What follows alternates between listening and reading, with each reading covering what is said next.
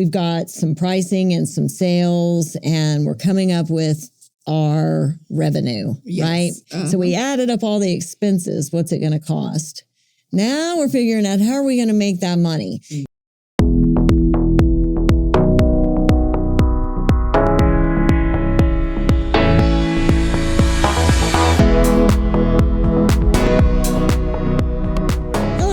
Welcome to Deals with Heels, where female entrepreneurs thrive. I'm Debra. And I'm Christina. We are your hosts. We're just talking about how it feels like it's been a long time since I've seen you for some reason. It really has. But of course, it's the holidays. And so, It's true. Busy. Yes. Normally, we get together and kind of talk about stuff. We don't ever really run through an episode specifically, but we do kind of talk about it, and it just feels like it was such a long time ago. It really does, but here we are. Yes. For it's part 2 of the business plan section of starting your business, and the last episode, if you did not get a chance to listen or watch, you should go back. We talk about the first parts of a business plan and writing the business plan and why it's important and all of that. And it is a lot of information. And it's an undertaking, so take your time with it. It's one of those that when we rush into things, sometimes it's not as good because we are missing those necessary steps. I'm such a perfectionist. And so when something comes up to bite me in the ass that I didn't see coming because I didn't do my planning the way I should have, then I get really aggravated and upset with myself. And so take the minute or however long it is, I promise it'll be worth it to take all those steps. But today we are going to talk about your sales and marketing plan and then converting that into financial projections that are realistic and that pay for your operating plan that you put together yesterday. Yes. So I think people, they tend to think about how they're going to sell stuff. I do sometimes see people that don't put a lot of thought into it, and it's kind of if I build it, they will come. And it's not as simple as that. And as we talked about in the last episode, if you don't plan out your expenses and you end up with all these operating expenses and you don't take the time to look, how many can I realistically sell at this amount of money, you'll end up with more expenses than you can sell your way out of, and any bank is going to be able to figure that out. So yes. Any, not even any bank, but just if the numbers are there, they're either there or they're not. Exactly. So when you're talking about your sales plan, you're looking at your pricing, the cost in there, but you're thinking about how many do I need to sell, or whether that's services, how much advertising do I need to sell? How much in fees do I need to generate so that I cover my operating expenses? That includes production of whatever it is you're selling, if it's a product.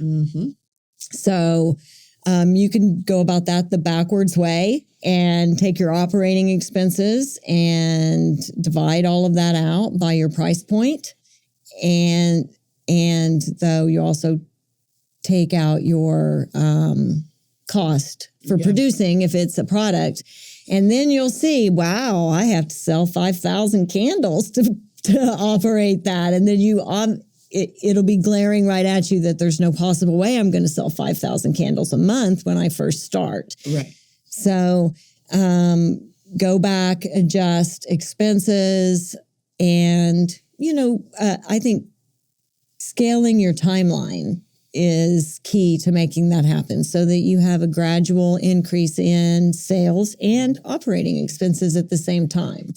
So playing with those numbers, I know everyone loves math so much, but it really is just a little bit of basic math and addition and subtraction of your expenses that we talked about, or put them in a spreadsheet or write them on a piece of paper and give them to your CPA that's helping you. Right. Either way, you need to figure out what they are so that they can use those. and what can be fluctuated and what is, if you do have to have a brick and mortar, what is that going to cost? What are those expenses? Those operational expenses are important to know.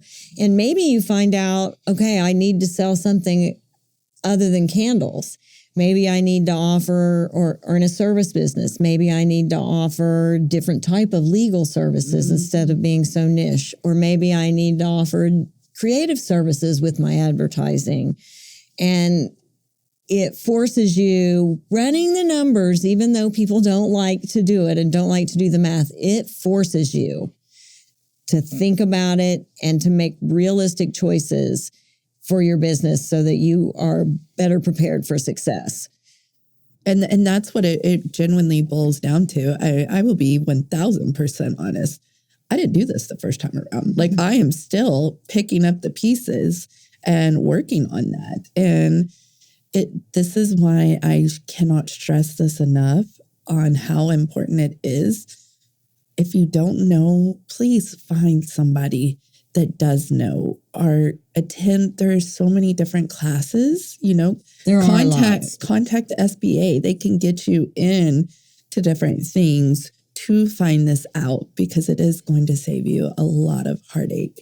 And hopefully we'll be able to get some of those types of resources and put them in show notes. I know Mindy, our guest, in next week's episode, will have a lot of resources for that. She has an online class that covers part of it. So that'll be good. But we'll be able to add that in with our subscription-only content and get more in-depth in it. But so we've got some pricing and some sales, and we're coming up with our revenue, right? So we added up all the expenses. What's it going to cost? Now we're figuring out, how are we going to make that money and bring in those sales? And are my expectations really in line with what the industry is doing?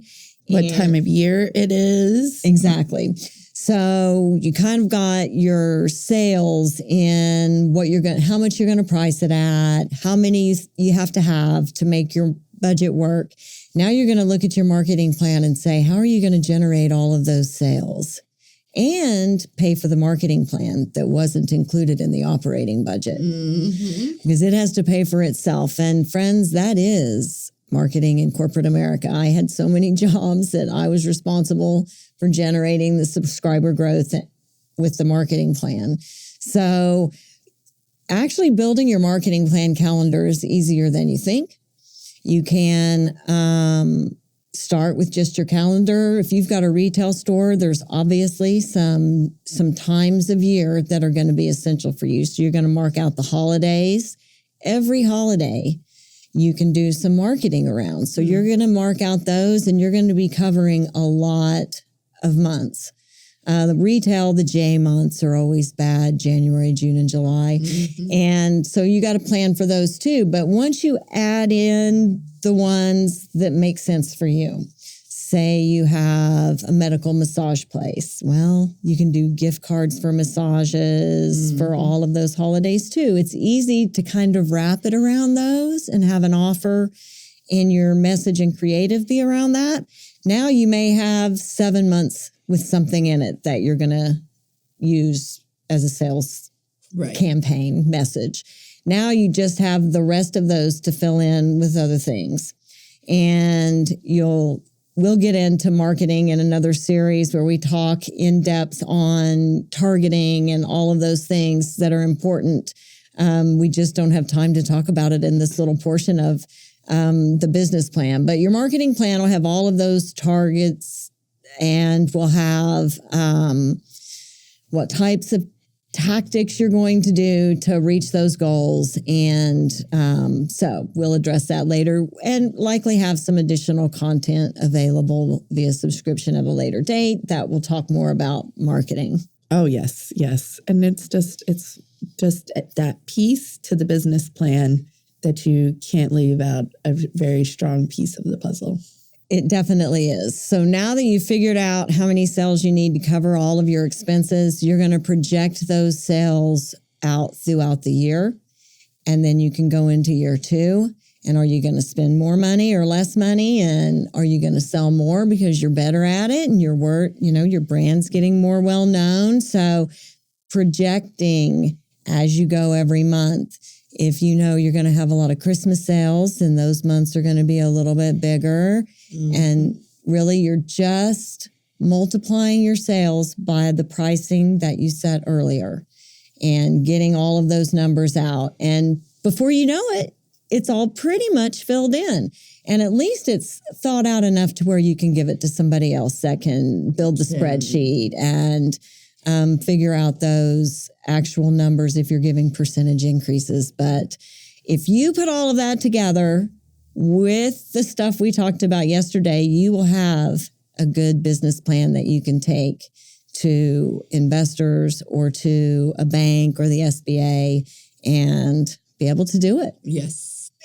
Breaking it down, it sounds really complicated, and I know I probably lost people talking about the numbers, but it's not as complicated if you break even the numbers down in steps. So how much do I need to charge to cover my expenses? How many of those do I need to sell every month to cover all of the expenses and pay myself? Yep. All of those things. And you really can't run a business without knowing all of those questions. So... And then the cells behind it, like how are you going to get those cells? Because if you're not looking into that as well, where is that target market that you are going to need? And that's likely going to be some specialized help you're going to need. You might be able to say, I'm going to run some Facebook ads. Maybe Facebook isn't even the place you're supposed to be. And no one expects you to know that, just like they don't expect you to know the tax code. And reach out to, there are some great marketing professionals out there in every market that can help and advise you on getting that marketing piece taken care of. Even if you're starting slow at the beginning and it's not involving purchasing any advertising, your networking and your business cards, all of those things are going to be part of your marketing plan, and you need to remember those. Yes, very much so.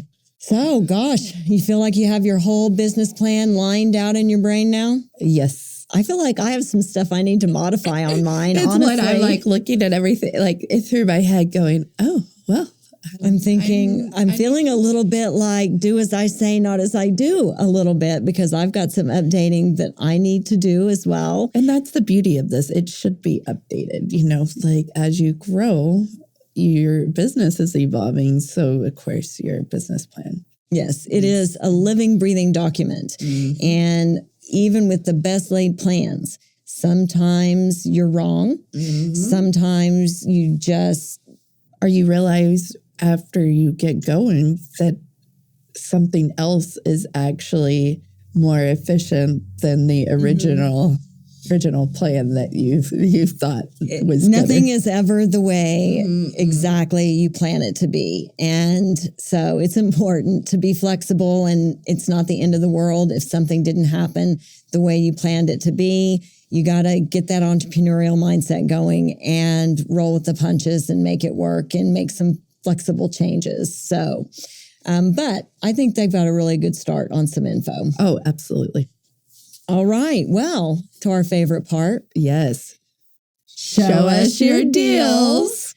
This is where we highlight a badass female entrepreneur and some of her accomplishments. And so she can inspire other female business owners and male business owners that are watching and listening to go out and make it happen for them too. We started doing something similar when we first met, and we bonded over shoes and heels. And I think I had on some pretty badass shoes that day, maybe. Here's the thing is heels always make me feel like I'm a badass. I'm fixing to rock the runway, people. They make me feel powerful. I have to say confident. I like the way they make me feel. So that's why I wear them. But when we did something that we were proud of, whether that was closing a deal or overcoming a mindset, Getting out of procrastination sometimes is a big accomplishment for me. We tackled our ADHD. Yes, we did. Then we would send each other a photograph of the shoe that we were wearing when we did it. And mine lots of times was in the car because like it happened. I got in the car. I'm so excited. Look at this badass shoe I'm wearing when I did my good thing. And so we want to share that with all of you out there, female entrepreneurs. And so the way you can participate and get highlighted as Queen of the Week is send us a picture of your shoe, in your foot in your shoe, I guess. We had somebody that didn't do that, but so your shoe. Yes. And it doesn't have to be a heel. It can be any kind of shoe. And then tell us what it is that you did that you're so proud of and about your business.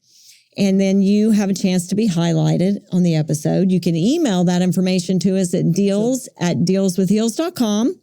You can post it on social media and tag us, or you can use the hashtag DealsWithHeels.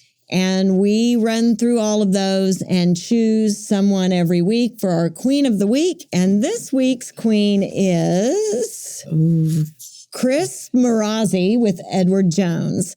And she sent the picture of those badass heels. Oh, girl. Oh, like I loved. Oh, and they were Louis as well. I know. So, yes. I think she's my girl. She might like heels more than we do. And I noticed that she has a long history of rewarding her achievements with I love that. heels. That is truthfully all about that It is. And so she reaches her milestones, many of which she can't give us details about because she's a financial advisor. But those turquoise shoes that she posted, yes, they were fantastic. And I would have loved to have some myself. She has obviously reached a big goal in her business, which is why she posted those. Mm-hmm. And she's been crushing her goals all year. So she's got several pair of badass shoes. Yes. I love that. I really do. And I'm going to have to consider doing it for myself. Oh, yeah. Louis all the way. She definitely loves her heels. Her website is edwardjones.com/Crystal-Marazzi. And there will be a link to that in our show notes. And I encourage you to go check out all of her stuff. She is, and you'll get to see, hopefully, the turquoise shoes that were so fantastic that she sent. It's not very often that I go, woo, look at those. Yes. And so congratulations, Krys. You are our Queen of the Week.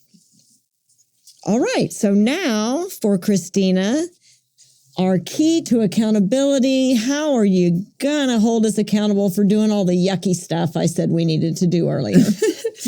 So the big thing with holding that accountable is it is going to help you so much. So when you do know your numbers, you are accountable of, can you spend this? You know, where is this coming in? Where is this going out? Because it is a business. And when you treat it like a business, it is a good thing. But so many times we treat it like a hobby, you know? And so it's very, very, very important that when we are writing out all of this, that we use it as a working document and not just put it away and say, check mark, it's done, because you've already put in the work. And when you are, say, for instance, with the cells, when you are asking your accountant or your bookkeeper, that way you have that person that y'all are truly on the same page. I don't feel like you should do any of the business stuff all completely by yourself. Now, being in a vacuum, I mean, unless you're a CPA or a book, you know, I do my own bookkeeping, but not for much longer. And, but to a certain extent, finalizing and such. But I think that it's important for you to have that hands-on approach to your business, and having that business plan helps hold you accountable to it. So, you want to, somebody tries to sell you, will you sponsor my kids' high school football program? And so you have to say, I don't know, let me go check your plan and your budget. Because when you do your marketing plan, there'll be little things in there for little community involvement things. Let me see if I can make it work. Right. And go and check it. And you actually have something to check. You're not just making up an excuse. You can go and check. Or maybe I didn't put any of that in my budget this year. And that'll have to be next year. I wish that I could help, but I can't. I didn't put any of that in my budget. And now you've got one of those changes that you need to make moving forward to add those little things in. Or maybe you can squeeze it out of something else. But because you're not winging it amid chaos. Well, and that's where the accountability comes from, is holding yourself accountable to looking up that. Doesn't mean next year it cannot be changed, but weighing out those pros and cons. Like, I don't feel the decision should be made within the, 24-hour mark, or you know what I mean? Yeah. Putting some thought into it and making those decisions. I also think this is a great time to talk about scarcity mindset. Oh, yes. Because doing all of this gets rid of that money block, and it's growth mindset, because you're planning for how you're going to do it. Manifesting doesn't involve just asking for it to happen. It's willingness to do the work behind it and focusing on a plan of action that says you're going to be successful. This whole plan you put together, you're going to be successful. And doing all of that work can help you manifest your goals. And so do it confidently and believe in it. And you'll be so surprised at how much easier it is for you when you do. Oh, yeah. I mean, you can manifest anything, but if you don't take any kind of action and get any kind of accountability to anything, it just didn't work for me. Well, the reason, like you said, sitting in yourself, the reason it didn't work for you is because you didn't put in the work to get it to where you can sit out there for 15 minutes with no phone, no anything, and be able to, you have to put in the work. A little bit of risk. It's like the gentleman, I read this, he was hiking and he got lost in the mountains, and he ignored multiple telephone calls from rescuers because he didn't recognize the number.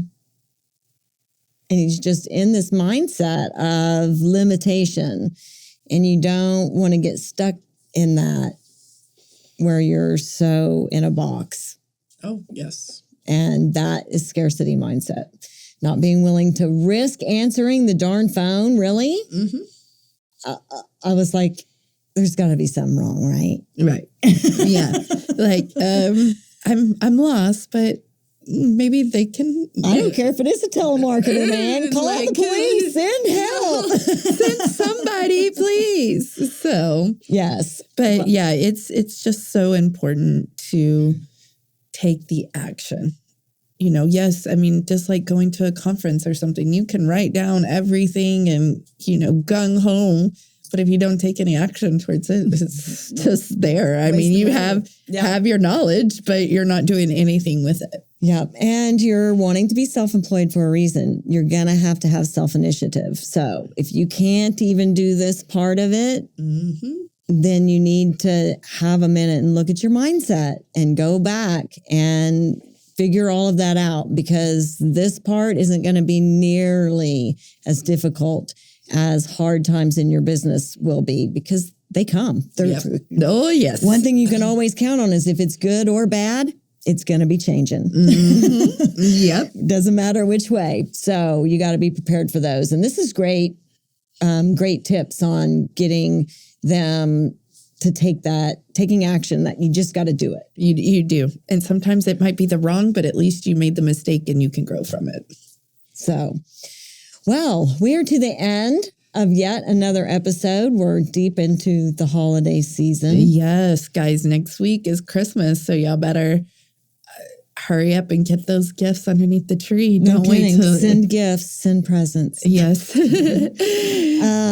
Please, everyone, thank you for listening. Please subscribe and download and tell your friends and share our podcast so that we can reach all of our goals that we have in place also for our podcast business. Yes. So that is going to be awesome. And it's really important to us that we just continue to share this information. So if there's any kind of value that you find, please share with your friends, because you never know who's going to resonate with it, for sure.